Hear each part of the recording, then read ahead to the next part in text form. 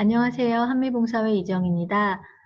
오늘은 선생님들께 시니어 정신건강 세미나 코로나19와 노인 우울증에 대해서 설명을 드릴 건데요. 나 이 주제 얼마 전에도 본 것 같은데 하시던 분들은 정말 감사합니다. 저희가 지난달에도 코로나19와 노인 우울증 주제로 이야기를 했었는데요. 이 노인 우울증과 관련해서 드릴 말씀이 너무 많다 보니까 지난번에는 저희가 일부 노인 우울증이 어떻게 요즘 발생이 되고 있고 그 실태가 어떻고 그 다음에 이 증상이 무엇이고 그 다음에 노인 우울증에서 나타나는 기억력 장애와 치매에서 나타나는 기억력 장애 차이가 무엇인지 저희가 그거를 앞 세션에 설명을 드렸고요. 이번 시간에는 노인 우울증에 대한 원인, 그리고 제일 중요한 거는 어떻게 치료해야 되는지, 그리고 그 예방은 어떻게 해야 되는지, 그게 제일 중요하잖아요. 이번 시간에는 그런 것들에 대해서 배워보도록 하겠습니다. 앞에 영상을 못 보신 분들은 일부부터 다시 보실 것을 추천을 드리고요. 시간이 없다 하시는 분들을 위해 제가 지난 시간에 했던 것들을 아주 간략하게 요약을 해드리겠습니다. 많은 정신건강 주제 중에 저희가 노인 우울증으로 정한 이유는 우리 어르신들께서 젊을 때는 없으셨는데 나이가 들면서 고혈압도 생기고 당뇨병도 생기고 관절염도 생기고 이런 노인성 질환들이 신체적으로 많이 나타나세요. 그래서 그런 것들에 대해서는 염려도 많으시고 어떻게든 고쳐보려고 노력들도 하시는데 문제는 이 몸을 지배하는 마음, 내 마음 상태에 대해서는 그 중요성을 간과하고 있을 때가 너무나 많다는 거죠. 예를 들어서 내가 기분이 너무 안 좋고 요즘 입맛도 없고 식욕도 없고 이런데 이게 내 기분상에 문제가 생겼다. 내가 내 마음에 병이 생겼다고는 생각을 못 하시고 이런 것들에 대해서 별로 얘기를 못 하시는 거예요. 주변 분들이나 가족분들, 자녀분들한테. 그런데 코로나19가 되면서 우리가 비자발적으로 집에 있는 시간들이 더욱 많아졌잖아요. 그렇다 보니까 사람들을 만나서 대화할 수도 없고 뭐 자유롭게 어디 활동을 할 수도 없고 우리 선생님들 제일 많이 하는 얘기가 봉사에 못 나오니까 답답해 죽겠다 이런 말씀들 많이 하세요.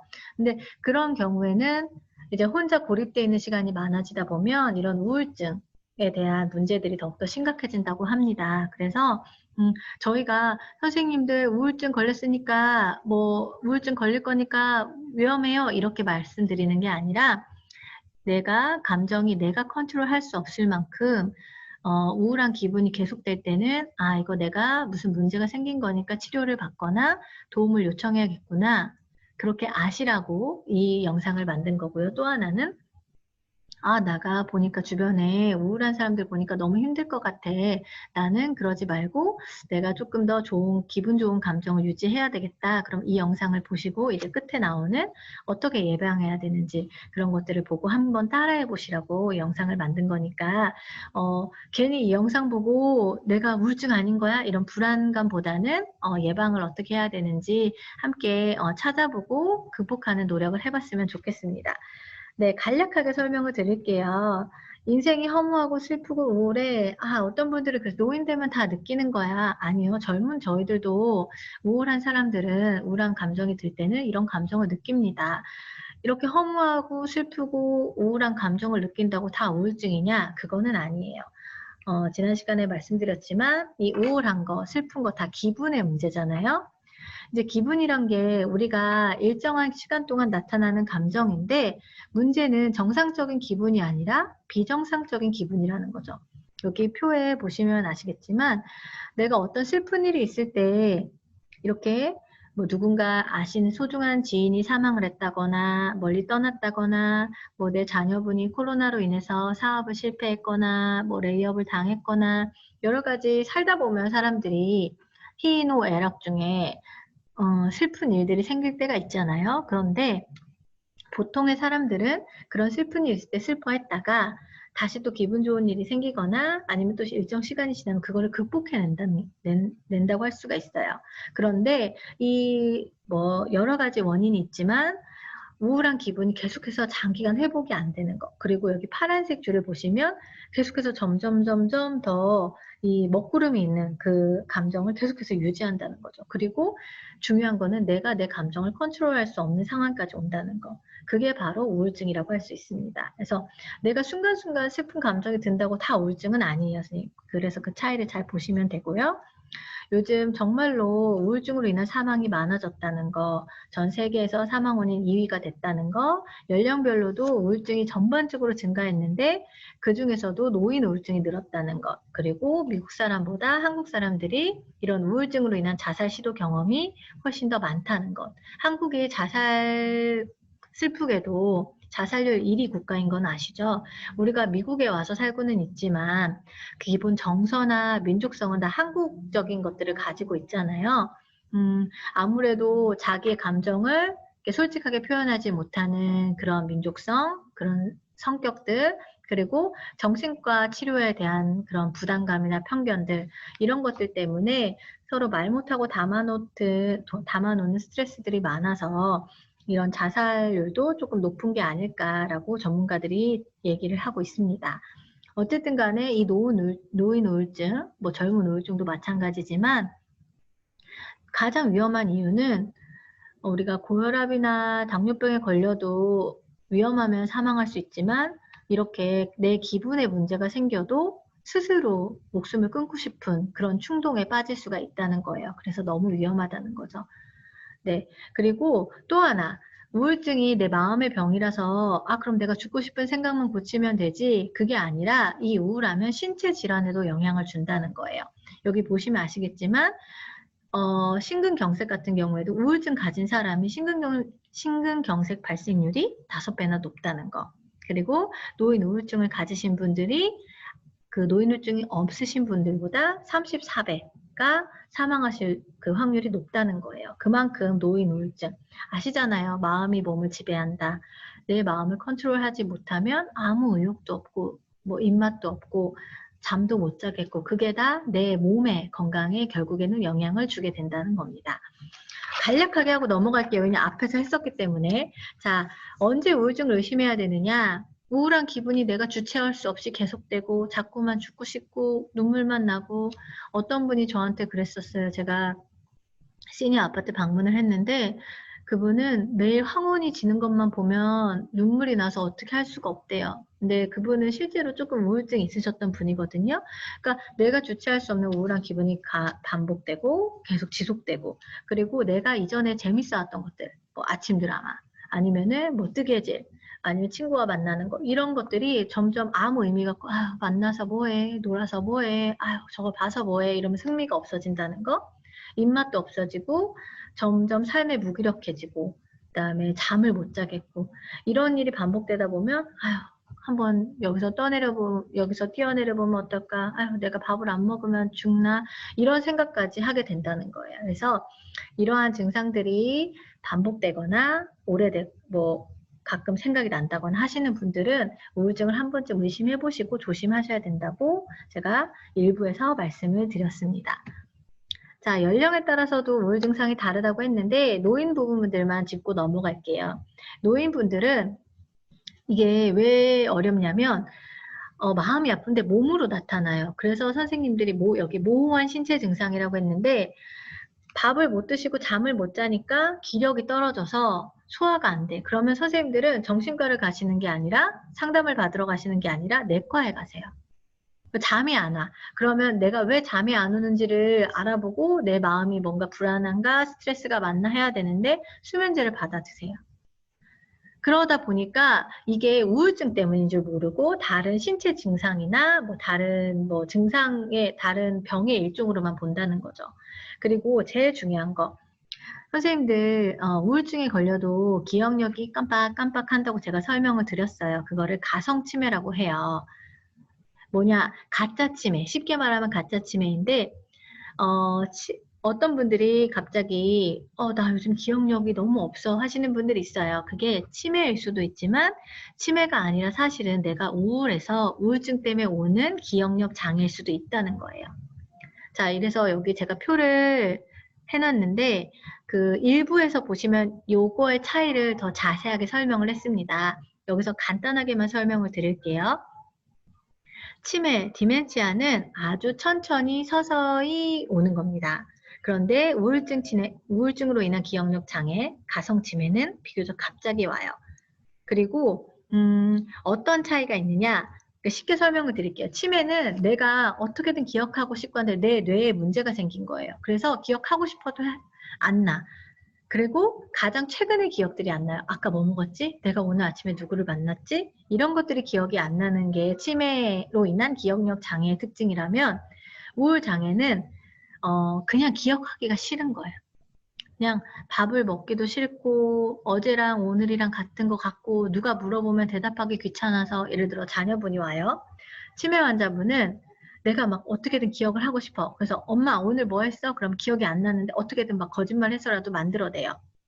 그럼 나중에 자녀 엄마 그거 아니잖아. 뭐 이렇게 얘기를 할 수가 있어요. 근데 우울증을 앓고 계신 분들은 자녀분이 오거나 간병인이 와서 어르신 뭐 했어요? 몰라. 기억이 안 나. 뭐 이런 식으로 회피한다는 거죠.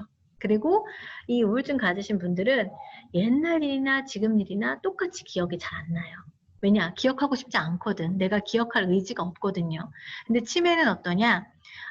주변에 치매 걸리신 분들 보세요. 우리 아들 6살 때, 우리 아들 학교 다닐 때, 이런 옛날 일은 내가 학교 다닐 때, 내가 어렸을 때, 이런 일들은 비교적 명확하게 기억을 하세요. 근데 최근에 있었던 일들에 대해서는 기억력이 없어진다는 거죠. 그리고 또 하나 차이점. 우리 선생님들께서 기억력이 깜빡깜빡할 때, 그렇잖아요. 제가 이 부분을 왜 자꾸 강조를 하냐. 내가 코로나면 코로나 약을 먹어야 되고요. 내가 소화가 안 돼서 소화가 안 되면 소화제를 먹어야 되고 내 병에 맞는 약을 먹어야 되는데 내가 우울증으로 인한 기억력 장애인데 치매 약을 먹었다고 생각해 보세요. 아니면 내가 치매로 인한 기억력 장애인데 내가 우울증 약을 먹었다고 생각해 보세요. 효과가 없겠죠. 그렇기 때문에 정확한 진단이 무엇보다 중요하다는 거예요. 그래서 또 하나의 차이점 뭐냐? 치매로 인해서 기억력 장애를 일으신 분들은 진압력, 여기가 어디고 저 사람이 누구고 내가 뭘 하는지 이런 시간과 장소에 대한 그런 판단력이 많이 떨어지세요. 근데 우울증 걸리신 분들은 그런 거는 비교적 정확하세요. 단지 내가 노력하기 싫고 귀찮고 무기력해서 그런 거예요. 그래서 이 차이가 분명 있다는 거를 기억을 하시고 여기 제가 노란색으로 써놨죠. 우울증, 치매처럼 보이지만 중요한 건 우울증은 치료가 가능해요. 그런데 이 치료 시기를 놓치거나 약을 제대로 안 드시면 이게 반복이 되다 보면 문제가 되는데 그 부분에 대해서는 제가 오늘부터 설명을 드리겠습니다. 네, 지금까지 한 게 제가 일부에서 했던 내용을 아주 요약하고 요약한 거예요. 그래서 좀 더 자세한 내용을 알고 싶다 하시는 분들은 앞에 자료를 확인하시기를 다시 한번 말씀을 드리고요. 자, 오늘부터는 노인 우울증의 원인이 무엇이냐에 대해서 설명을 드릴게요. 모든 노인이 다 우울증에 걸리냐? 아니죠. 어떤 노인들은 당뇨병에 걸리시기도 하고 어떤 분들은 당뇨가 없이 건강하게 사시기도 하세요. 보면은 뭐 때문이에요? 식습관, 뭐 유전적인 요소도 있고 각자가 갖고 있는 그 원인에 따라서 그 가지고 있는 질병이 달라지잖아요. 우울증도 마찬가지라는 거예요. 여기 보시면 크게 원인이 두 가지로 나눌 수가 있는데 하나는 심리사회적 원인, 그러니까 내 마음속 관련된 원인, 그 다음에 사회적 환경과 관련된 원인이고 또 하나는 생물학적 원인, 내가 어찌할 수 없는 태생부터 받고 태어난 그 유전적인 요인들이 있다는 거예요. 자, 심리사회적 원인 뭐냐? 제가 우리 선생님들이랑 오프라인으로 이제 만나서 설명할 때 오른손에 손가락을 펴보라고 꼭 말씀을 드려요. 자, 5개 손가락이 펴져 있죠? 제가 여기서 말하는 거를 해당이 된다고 하나씩 접어보세요. 나는 나이가 들면서 내 소중한 사람이나 내 직장이나 내가 다녔던 내가 했던 일들을 잃어본 적이 있다. 나는 젊을 때에 비해서 혼자 있는 시간이 많아지고 고립될 때가 많다. 나는 젊었을 때보다 내가 알고 있는 인맥이나 네트워크가 줄어들고 점점 연락할 수 있는 사람이나 내가 정보를 얻을 수 있는 자원이 줄어들었다. 나는 나이가 들수록 점점 자신감도 잃어지고 할 수 있는 게 많이 없어지는 것 같다. 나는 젊었을 때보다 경제적으로 내가 일을 하지 못해서 인컴이나 이런 것들이 줄어들었다. 여기에 해당이 안 되는 노인분들 거의 없으실 거예요. 다 한두 개. 나는 내 주변 나는 아직 가족들도 건강하고 하지만 누군가는 다 때가 되면 은퇴를 하고 누군가는 때가 되면 자녀분들은 다 독립해서 나가고 그쵸? 그리고 그러다 보면은 경제적인 것들에 대해서도 변화가 생기고 여러 가지 심리사회적 원인들이 있다는 거예요. 노인이면 누구나. 여기 이런 것들이 이제 우울증에 작용을 하는 원인이 되기도 하고 또 하나는 생물학적 원인인데 유전적으로 우리 엄마가 나 어릴 때부터 많이 우울하셨어. 우리 집은 대대로 좀 우울증이 있어. 이런 분들 계세요. 그런 유전적인 원인, 그러니까 100%는 아니지만 그런 것들도 작용을 한다는 거예요.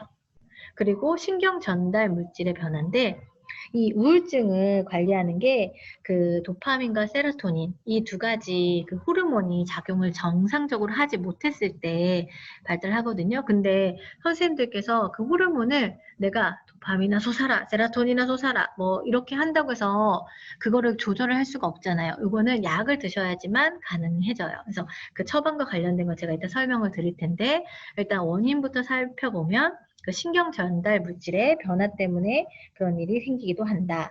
그리고 각종 신체적 질환. 앞에서 제가 마음에 병이 생기면 몸에 병도 생긴다. 마음이 몸을 지배한다라고 했는데 반대로 내가 건강하면 좋은데 암이 걸렸거나 아니면 관절염이 너무 심해서 움직일 수 없거나 하면은 반대로 너무 고통스럽기 때문에 사람들 만나는 것도 싫고 내가 이렇게 늙어가는 모습 보이는 것도 싫고 점점 위축돼요.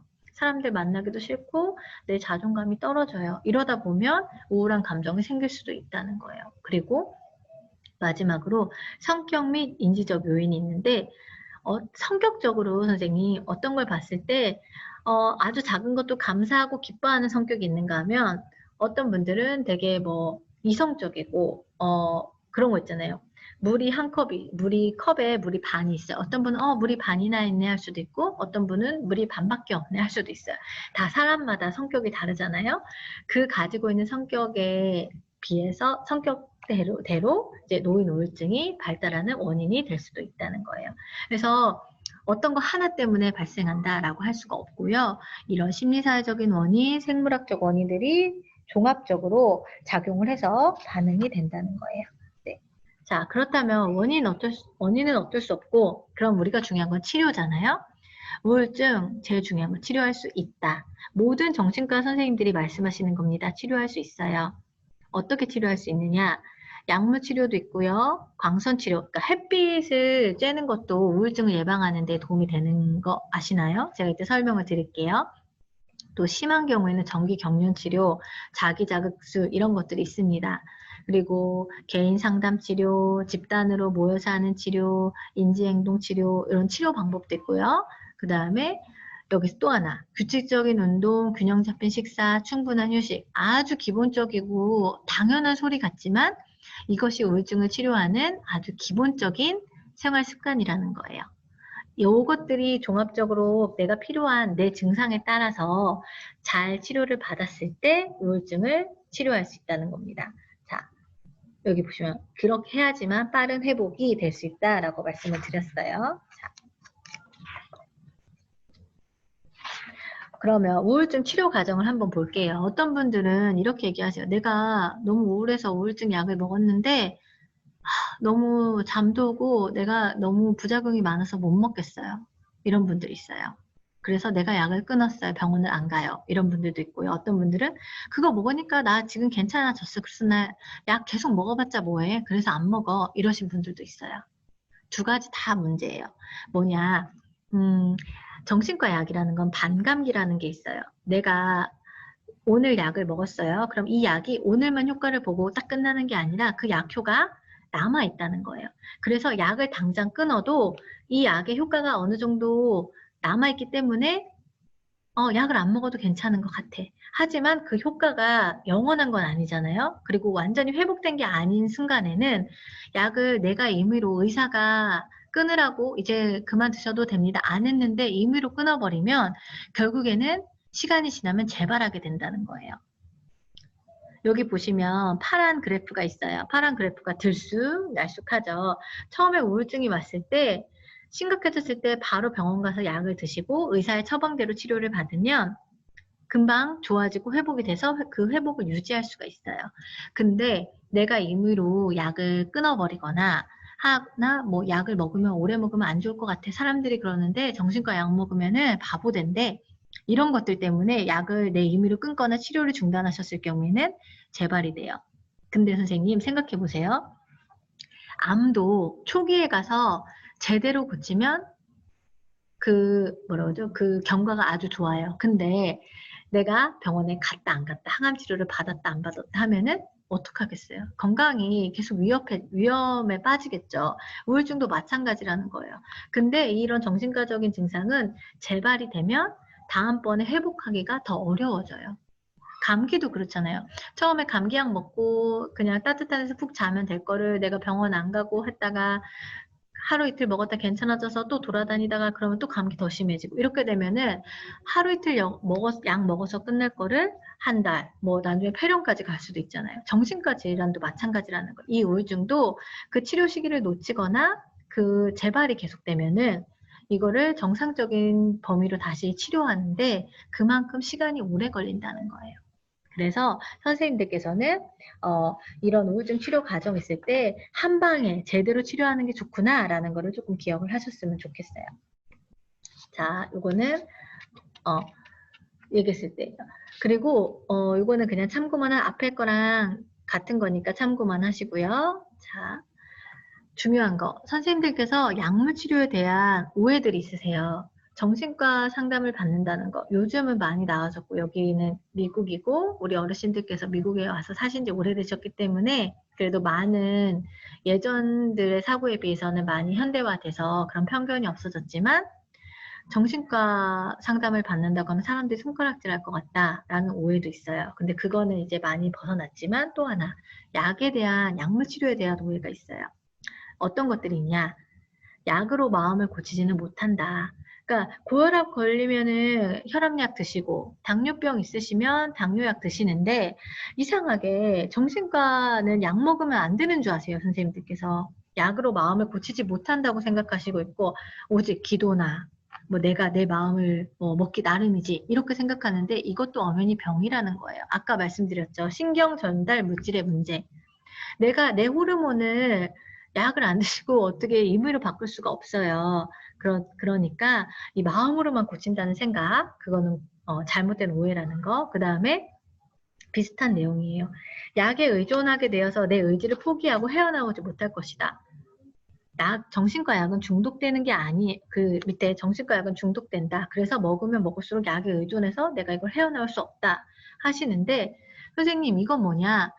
아까 말씀드렸듯이 여기서 내가 임의로 약을 중단하고 그래서 재발이 계속되면은 완전히 회복이 안 된다는 거예요. 충분히 치료하지 않았을 때 여기 정상 범위로 올라오지 않잖아요. 그러면 약을 계속 못 끊고 먹고 또 먹고 또 먹고 해야 되는 거예요. 지금 2021년 이 순간에 치매를 완치할 수 있는 약은 아직 개발이 안 됐다고들 해요. 하지만 의사 선생님들께서 뭐라고 하시냐? 우울증은 약으로 100% 치료나 회복이 가능하다라는 거예요. 중독되는 게 아니라는 거예요. 그리고 정신과 약을 오래 쓰면 바보가 된다. 아까 제가 설명을 드리다 말았는데 어떤 분들은 그러세요. 정신과 약 먹었더니 잠만 오고 말도 못하겠고 나 바보 되는 것 같아서 안 먹을래. 선생님, 모든 약은 부작용이 있어요. 요즘 코로나 백신 맞을 때 100명이 맞는다고 100명한테 다 부작용이 있는 건 아니죠. 근데 그 사람이 갖고 있는 신체적이나 그 여러 가지 특성에 따라서 어떤 사람은 부작용이 심하게 나타나기도 하고 어떤 사람은 부작용이 안 나타나기도 하고 어떤 사람은 어지럼증으로 나타나기도 하고 어떤 사람은 뭐 다른 증상으로 나타나기도 해요. 그것처럼 정신과 약을 드셨을 때도 부작용이 있다면 그거를 의사랑 상의를 해서 그 부작용을 없애거나 부작용이 덜한 약으로 바꾸시면 돼요. 근데 굳이 내가 의사도 아니잖아요. 근데 이거 먹으니까 나한테 안 좋은 것 같아서 임의로 끊으면 절대 안 된다는 거예요.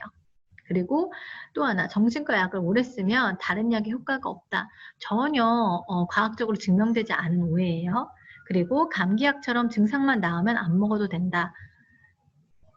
선생님, 아까도 말씀드렸지만 내가 임의로 어떤 병이든 마찬가지예요. 그냥 약을 먹으면 안 좋은 것 같아서 임의로 끊었다면 나중에 그게 재발이 됐을 때는 더 큰 문제가 될 수 있답니다. 그러니까 약은 약사에게, 약은 전문가에게. 그래서 나를 진단해 주신 의사 선생님이 끊으라고 할 때 끊으시는 게 제일 좋아요. 네, 그만큼 이제 약물에 대한 치료나 약물 치료에 대한 오해가 이런 것들이 있습니다. 자, 다음으로 정신치료가 있는데, 이거는 뭐냐. 그 사람 여러 가지 정신과 치료 중에서도 여러 가지 방법들이 있어요. 근데 이 우울증 같은 경우에는 인지치료라고 하는데 사람들이 느낌이나 감정이나 상황 자체가 똑같아도 그 사람이 그 상황을 어떻게 해석하느냐에 따라서 달려있다는 건데, 요거는 우리 선생님들이 아마 심한 경우나 이제 어린아이들, 청소년들은 이런 인지치료를 많이 하는데, 아마 우리 선생님들은 이 미국에서 한국 의사분들을 만나서 이렇게 얘기를 하고 사고를 받고 하기는 조금 힘드실 거예요. 근데 이런 치료도 있다는 것만 참고하셨으면 좋겠는데, 예를 들어서 평소에 습관에도 이런 것들이 있어요. 제가 오늘 아침에 머리를 감고 머리를 말리는데 머리카락이 떨어져서 다 치웠어요. 근데 나오려고 하는데 방에 저쪽에 머리카락이 보이는 거예요. 그러면 어떤 어떻게 생각하느냐, 저는 예전에, 머리가 왜 이렇게 많이 빠져?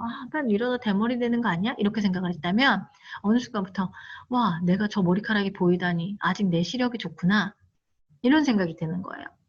그리고 어떤 어르신들이 그렇게 얘기하는 거예요. 너무 아프대요. 몸이 아픈데 제가 선생님 이렇게 아파서 어떻게 해요 하니까 아유 그래도 신경이 아직 살아있는 거지 통증을 느끼니까 이렇게 얘기하세요. 어떤 분은 내가 아파 죽겠어. 나 진짜 너무 힘들어. 이렇게 얘기하고 나 머리카락 이렇게 빠져서 대머리가 될 것 같아. 이렇게 빠지면 어떻게 이렇게 얘기하시는 분이 있는가 하면 아직 내가 저 머리카락이 보이네. 내 눈이 아직 그래도 쓸만하네. 아유, 내 세포가 아직 신경이 살아있네. 내가 이 통증을 느끼네. 이렇게 얘기하는 거. 같은 상황이나 사건이 있더라도 어떻게 생각하느냐에 따라서 내 감정이 달라진다는 거예요.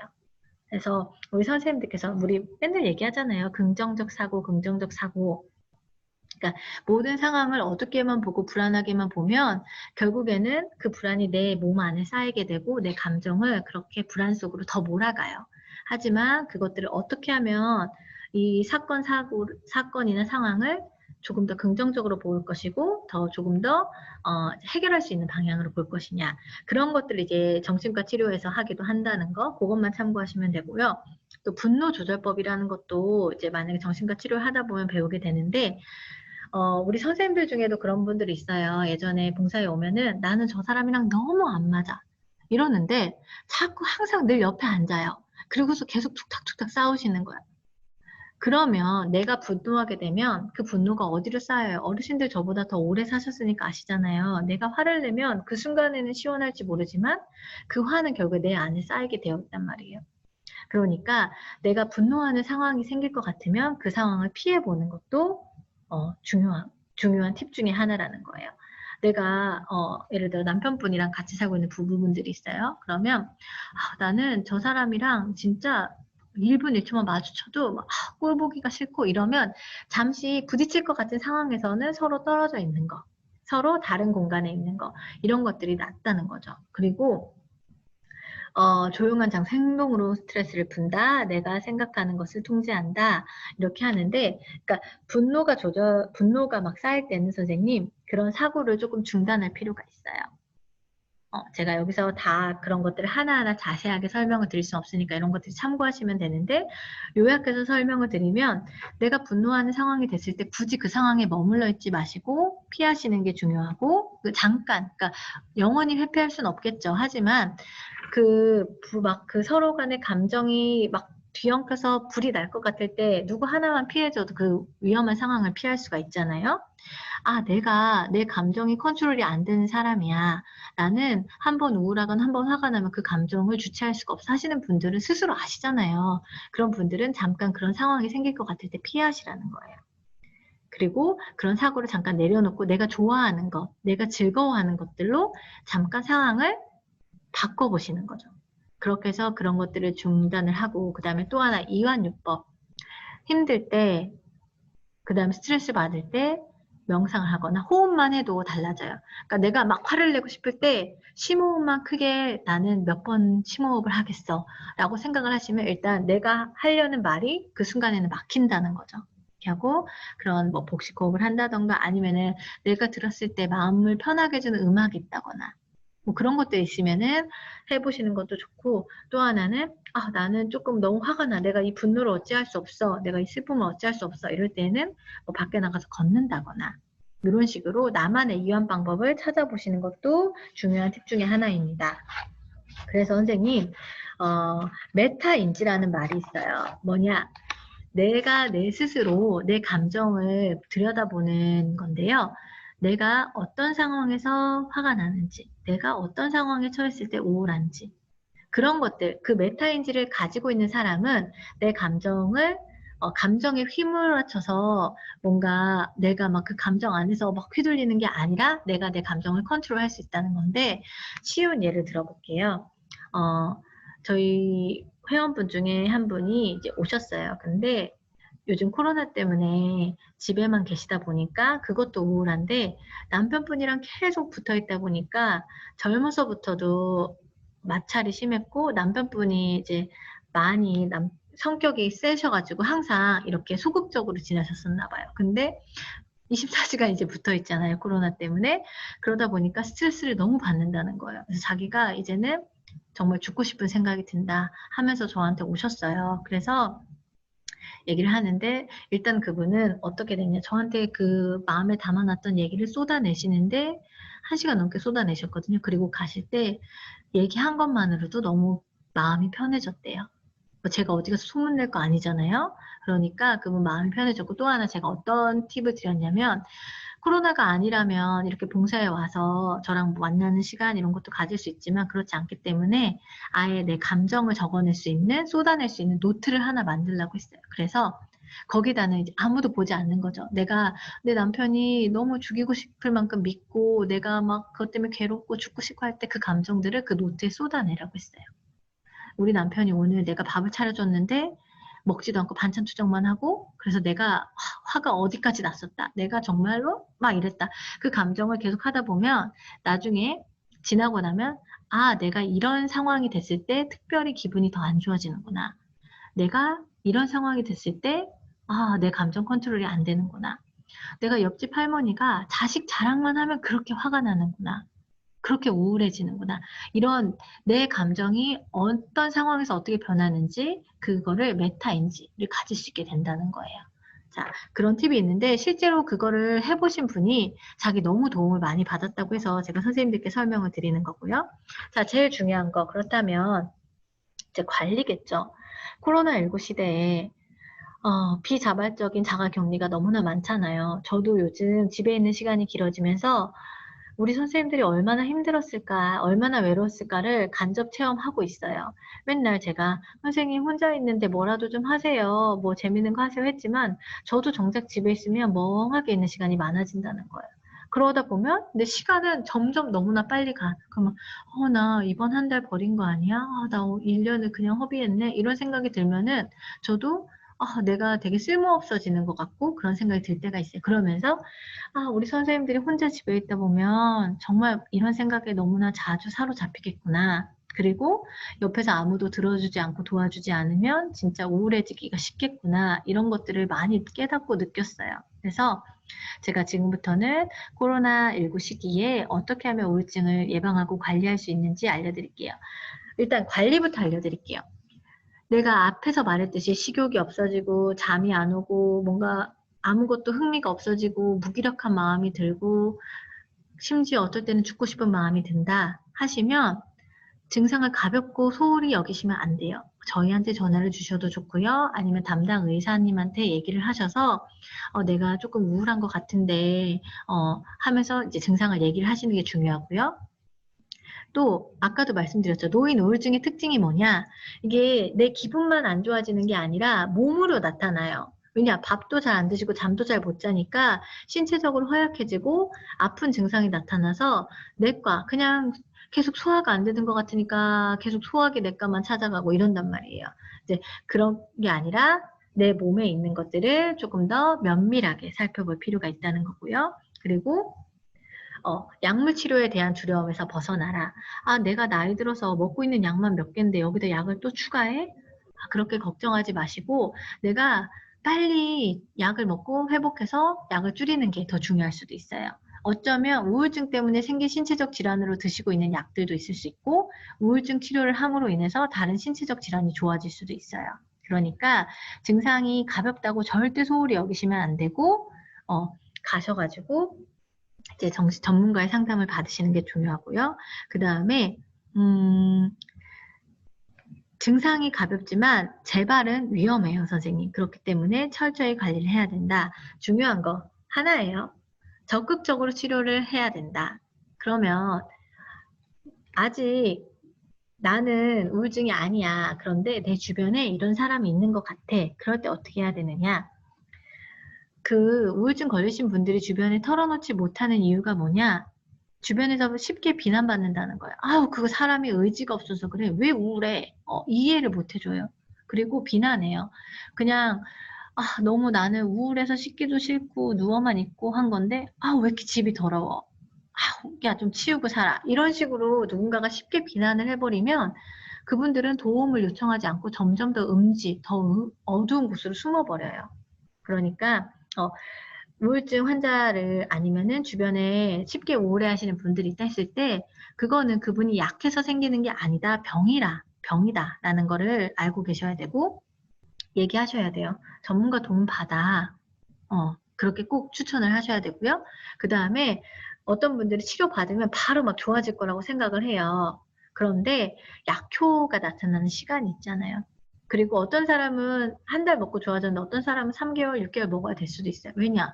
내가 갖고 있는 그 병의 깊이가 달라요. 그쵸? 그렇기 때문에 갑자기 좋아지지 않더라도 위로해 주셔야 돼요. 이렇게 갑자기 좋아지는 거 아니래. 근데 처음에 제대로 치료하면 회복이 된다니까 조금 기다려봐. 꾸준히 해보자. 라고 힘을 주셔야 되고요. 그 다음에 어떤 분들은 그런 경우도 봤어요. 갑자기 제가 평소에 우울증이 있어서 염려를 하고 있던 분인데 오시더니 문득 신발장을 봤는데 내가 신발이 너무 많은 것 같아. 다 정리를 했어. 이러시는 거예요. 그래서 제가 너무 걱정이 되는 거예요. 선생님 혹시 요즘 죽고 싶은 생각 드세요? 그랬더니 그런 생각이 든대요. 주변을 잘 보세요. 갑자기 안 했던 뭐 정리를 그러니까 뭐 집 청소하고 이런 게 아니라 뭐 신변에 정리를 하는 느낌을 받는다거나 이러신 분들이 있어요. 그리고 반대로 환자분들 중에 뭐 내가 가진 것들을 서서히 정리하고 뭐 내가 감정이 안 좋을 때는 판단하는 것, 중요한 판단 같은 것들을 좀 미루셔야 돼요. 그래서 병이 나은 후로 연기를 하셔야 된다. 그 다음에 너무 힘들고 죽고 싶을 때는 다른 분들과 함께 있을 것을 정말 권해드려요. 지난번에 여기 시니어 아파트에 사시는 분 중에 한 분이 남편분이 90이 넘으셨는데 돌아가셨어요. 그래서 저희가 너무 걱정이 되는 거예요. 혼자 남으신 분이 걱정이 돼 전화를 했더니 뭐라고 하시냐면 이웃 어르신들이, 이웃 그 친구분들이 본인이 우울할까봐 돌아가면서 와서 같이 잠을 자준다는 거예요. 얼마나 감사해요. 그러니까 이분이 위험할 때는 옆에서 혼자 두지 마시고 같이 함께 지내도록 노력하고 기분 좋게 하는 활동에 억지로라도 참여할 수 있게 하는 게 우울증 환자를 위한 방법이에요. 자, 그런 다음에 가족들, 또 친구도 포함해 어떻게 해야 되느냐? 격려해줘야 돼요. 비난하거나 지적하면 안 돼요. 네가 그렇게 자꾸 생각하니까 자꾸 우울한 거야. 이런 말들이 그들한테는 상처예요. 그러니까 시간을 가지고 격려해주고 이거 분명히 치료될 수 있는 거야. 너 지금 잘하고 있어. 약 먹기 힘들다는데 참 고생하네. 이렇게 위로를 해줘야 돼요. 증상에 대해서 절대 비난하지 마셔야 되고요.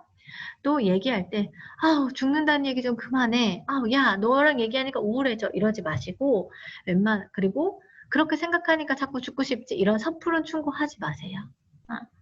그러면 자꾸 그분들이 자기 증상을 숨기기 때문에 많이 들어주고 선생님들이 듣기 힘드시면 전문가한테 가보자고 얘기를 하시는 거예요. 그리고 아까도 말했듯이 여러 가지 활동에 참여할 수 있게 하되 그분들은 아픈 환자들이기 때문에 참여를 주저주저하고 가도 멍하게 있을 수가 있어요. 그러면 야, 너 여기까지 와갖고 왜 이러고 있어? 이렇게 하지 마시고 그래, 다음번에는 조금 더 있어보자 하면서 조급하게 강요하지 마셔요.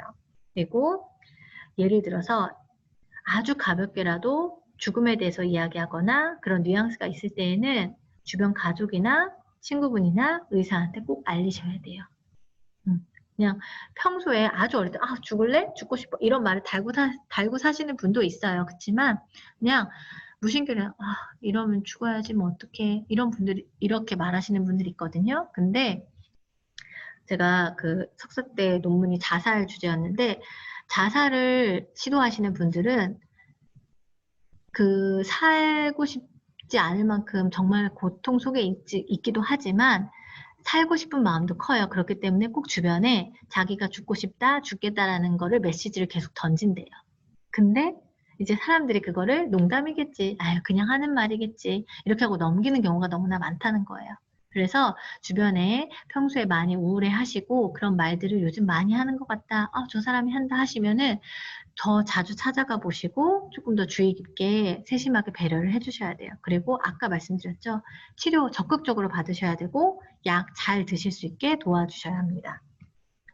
네, 마지막으로 이제 코로나19 생활 속의 우울증을 예방하는 법인데 지금까지 환자들이 어떻게 해야 되는지 그리고 주변에 그런 환자분이 있을 때 가족이나 지인분들이 어떻게 해야 되는지를 안내했다면 이거는 내가 우울증을 예방하기 위해서 어떻게 해야 되는지에 대한 설명인데요. 첫 번째, 너무나 당연한 얘기예요. 규칙적인 식습관을 갖도록 한다. 밥이 힘이다. 밥이 보약이다. 밥심이다. 뭐 이런 얘기들 많이 있잖아요, 선생님. 어르신들은 영양분이 제대로 공급이 돼야지 그게 에너지원이 되고 활동할 힘이 있어요. 근데 오늘은 요즘 특히 코로나 때 움직임이 덜 하잖아요. 그러다 보니까 이게 뭐라고 하죠? 그 허기짐, 배고픔을 덜 느껴서 그냥 일단 배고프면 먹어야지 하고 이러다 보면은 이게 불규칙적으로 바뀐다라는 거예요. 모든 것이 불규칙해지면은 내가 제대로 된 그 에너지원이 나오기가 힘들어져요. 그래서 선생님 제일 기본인 거 규칙적인 식습관이 정말 중요하다라는 거예요. 그리고 두 번째, 매일 10분 이상씩 햇볕을 쬐라. 아까 혹시 기억하실지 모르겠지만 그 정신과 우울증 치료 중에 광선 치료라는 게 있었어요. 그 예전에 한참 뉴스에서 많이 나왔었는데 영국에서 우울증 환자가 많다. 왜 많은가 해봤더니 햇빛, 거기가 스모그가 심하잖아요. 햇빛이 그 일조량이 적어서 우울증 환자가 많다라는 연구 보고들이 많이 있었었어요. 그만큼 햇빛을 많이 쐬는 것도 이 우울증을 예방하는 데 도움이 되고 그 다음에 우리 기분을 조절하는 아까 호르몬이 있다고 했잖아요. 세로토닌은 햇빛을 잘 받아야지만 분비가 된대요.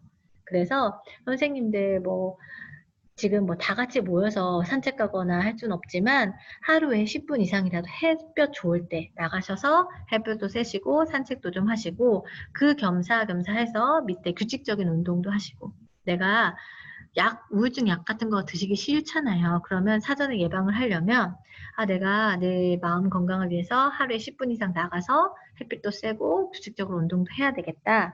라고 생각을 하시면 좋을 것 같습니다.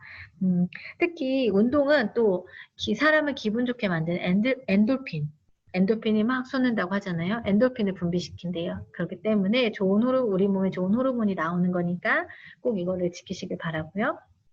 아까 규칙적인 식습관이랑도 연결이 되는 건데 밥을 드시는 건 좋아요. 규칙적으로 드시는 건 좋은데 영양소를 챙겨서 드셔야 돼요, 선생님. 어릴 때 선생님들 자녀분들 키우실 때 야, 골고루 먹어. 이것도 먹어야지. 칼슘을 먹어야 뼈가 튼튼해지고 계란을 먹어야 단백질이 생기고 이런 얘기 막 잔소리 하셨잖아요. 선생님들 몸도 마찬가지라는 거예요. 제가 어르신들은 다시 어린아이가 되는 것과 같다라고 말씀을 드렸었거든요. 예전부터. 내 몸이 점점 약해져요. 그렇기 때문에 내가 내 몸에 필요한 것들, 그런 것들을 잘 챙겨서 드셔야 되고, 아까도 말씀드렸듯이 이 우울증을 관장하는 신경전달 물질 세로토닌을 분비를 돕기 위해서는 트립토판이라는 또 물질이 필요해요. 근데 그거는 어디서 나오냐? 이물을 합성해서 뭔가 약을 먹는다고 되는 게 아니라 반드시 식품으로만 섭취가 가능하대요. 그래서 바나나나 호두, 콩 같은 거 이런 게 많거든요. 그래서 트립토판 같은 거를 섭취하기 위해서 그런 것들 골고루 드셔주셔야 돼요. 그리고 금주와 금연을 한다. 어떤 분들, 저 이런 분도 봤어요. 30년을 잠이 안 와서 매일 밤 술 한 잔씩 하고 주무셨대요. 근데 선생님, 술을 드시고 잠을 자는 거는 선생님이 잠이 든 것 같지만 술은 각성제예요. 커피처럼 그 뇌가 활동할 수 있게 만드는 각성 성분이 들어있기 때문에 술을 먹고 주무시는 동안 선생님들 뇌는 열심히 일을 하는 거예요. 그러니까 술을 먹고 일어나면 피곤해요. 주무셨어도. 그래서 금주와 금연이 정말 중요하다라는 거. 그 다음에 잠을 잘 잔다. 나는 잠이 안 와. 잠이 안 와서 새벽 내내 깼어 하잖아요. 근데 그런 분들 중에 실제로 잠을 못 자시는 불면증도 있지만 어떤 분들은 제가 물어보면 낮에 주무시는 거예요. 아니 잠이 안 와서 잠을 샌데 낮에 피곤해서 좀 잤지. 그러면 선생님 식습관과 마찬가지로 수면도 습관이고 패턴이에요. 내가 그거를 지키려고 노력을 해야 되는데 한번 엉클어지고 그게 불규칙해지는 게 계속되면은 이걸 정상화시키기가 어려워요. 그래서 가급적이면 정해진 시간에 주무시려고 노력하고 못 주무셨다고 밤에 못 주무셨다고 해도 낮에 어떻게든 버텨보셔야 돼요. 그러면서 내 수면 습관을 정상적으로 만들 수 있도록 규칙적으로 만들 수 있도록 노력을 하셔야 됩니다. 잠이 보약이라고 하잖아요. 잠 잘 주무셔야 돼요. 그리고 웃으며 산다라고 했는데 우리 뇌는요, 선생님 신기하게도 우리가 억지로 입술만 씩 올려서 해도 이거를 우리가 웃으면 엔도핀이라는 좋은 호르몬이 나온다고 했잖아요. 그 엔도핀이 뇌에서 이 사람이 웃는구나 하고서 좋은 호르몬을 막 뿜뿜뿜뿜 쏟아낸대요. 그러니까 하루에 제가 선생님들 이제 만났을 때는 아침에 거울 보고 나올 때 억지로라도 웃고 나오세요. 집에 가셔서 점심 저녁으로 하세요. 이렇게 말씀드렸는데 제가 당부 드릴게요. 선생님 아침에 일어나서 세수하시고 거울 보시잖아요. 로션 바르실 때 얼굴 보시잖아요. 억지로라도 한번 입술을 어디까지 올라가나 내 광대를 끌어올려서라도 이렇게 웃어보세요. 그리고 소리는 하하하 이렇게라도 웃어보세요. 선생님.